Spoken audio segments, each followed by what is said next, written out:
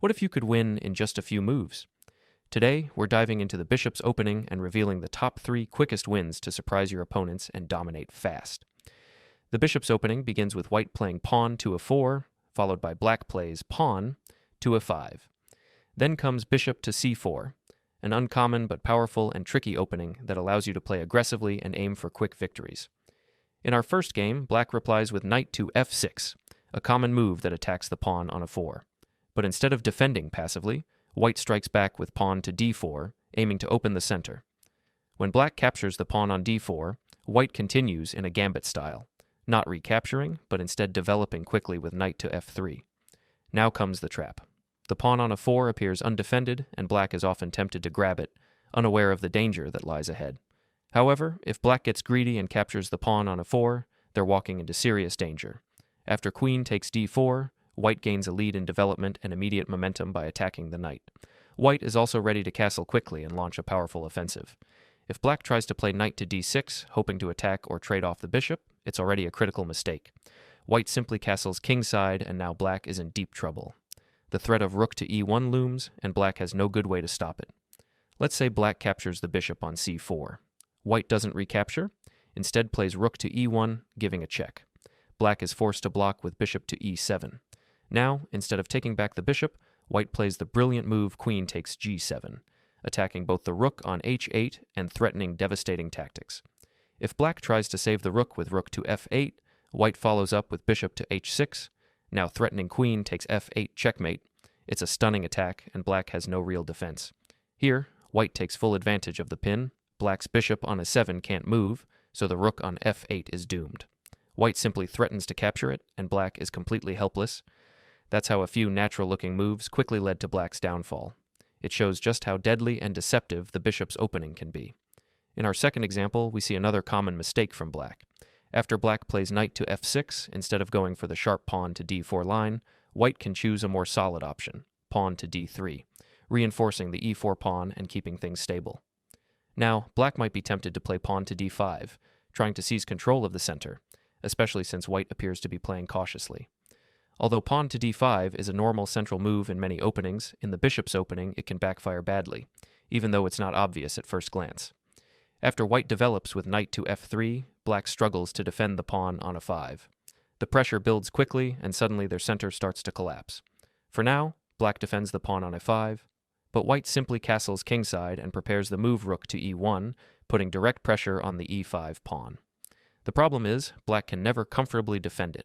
If they try to bring their bishop from f8 to defend, they lose control of d5, allowing white to snap off the knight there since the queen no longer covers it. In this game, black played bishop to g4, pinning the knight to the queen.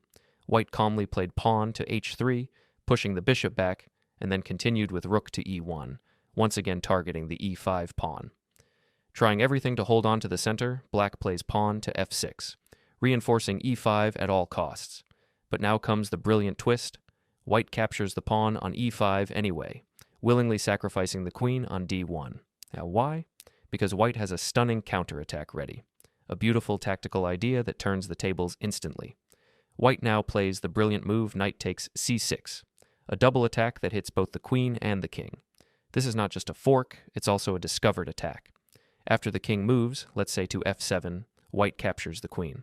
Then after rook takes d8, white calmly grabs the bishop on d1. As the position clears, white stands clearly ahead, up a full piece and a pawn, with a safe king and an active position. Black is left with no compensation and may as well resign. Now let's move on to game 3.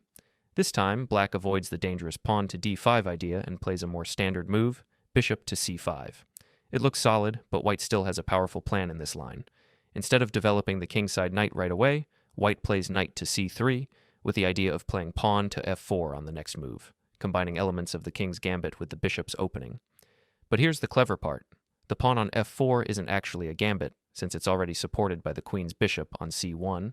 This setup creates dynamic pressure early on, and white is setting the stage for a fierce central breakthrough or a fast kingside attack, all while keeping development smooth and coordinated. After black plays a quiet move like pawn to d6, white brings out the kingside knight and continues with the main plan, pushing the pawn on f4. This move is key to building attacking chances in the middle game. It gives white more space, helps control the center, and can restrict black's kingside development, especially making it hard for black to move the light-squared bishop. Often, white will follow up by advancing the f-pawn even further, cramping black's position and preparing for a strong kingside assault. Thanks to this space advantage, white's pieces can coordinate quickly and effectively. At this point, many opponents underestimate white's setup and try an aggressive response like knight to g4, thinking white has made a mistake. Black threatens knight to f2, a fork of the queen and rook, or even bishop to f2 check, which seems to give black a serious initiative. But here comes the brilliant refutation. Instead of defending passively, white strikes back immediately with knight to g5, a counterblow in the purest sense. Now it's white who's threatening the weak f7 square, and this threat is far stronger. Despite appearances, it's black who is in trouble. White's attack arrives first, and more powerfully, leading to a clear win. So what's the trick behind this position? Let's say black goes ahead with knight to f2, attacking both the queen and the rook. It looks like white is in big trouble, but actually this only helps white's attack. Instead of worrying about the fork, white uses this opportunity to activate the queen. Bringing the queen out now not only avoids the threat, but also reinforces the pressure on the king side. Suddenly, the threat of queen takes f7 becomes a deadly checkmate in one, and black is forced to react. Let's say black tries to defend with pawn to g6. White now launches a full attack, starting with bishop takes f7, check. Now black's king can't go to f8 because queen to h6 would deliver another check and keep the pressure going. In the game, black instead played king to e7, but that wasn't safe either. White continues with knight to d5, delivering a strong check. Black tries to retreat with the king to d8, but now comes bishop to e6, continuing to chase the king across the board in a shocking fashion. It's almost comedic how the black king is being driven around inside its own territory, unable to find safety, while white keeps the attack going relentlessly. Eventually, black's king ends up right where it started, on e8, but with no defenders left and defeat closing in. All of this comes from one sharp counterattack, showing just how dangerous and brilliant the bishop's opening can be when played with energy and precision. At this point, there are no more checks left. Bishop takes f7 would just lead to repetition.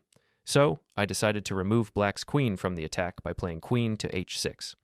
This move not only protects my queen, but also prepares to push it forward to g7, targeting the rook and setting up a deadly queen to f7 checkmate threat. To slow things down, I chose to trade some pieces. But after knight takes a6, I created multiple threats, attacking black's queen on d8 and threatening knight takes c7. My two knights became very powerful, attacking nearly everything in black's position. Black tried to move their queen away, but it failed due to knight to f6, forking the king and queen. Seeing no way out, black resigned. This is a great example of how combining ideas from the king's gambit within the bishop's opening can lead to a fast, crushing attack. Thanks for watching.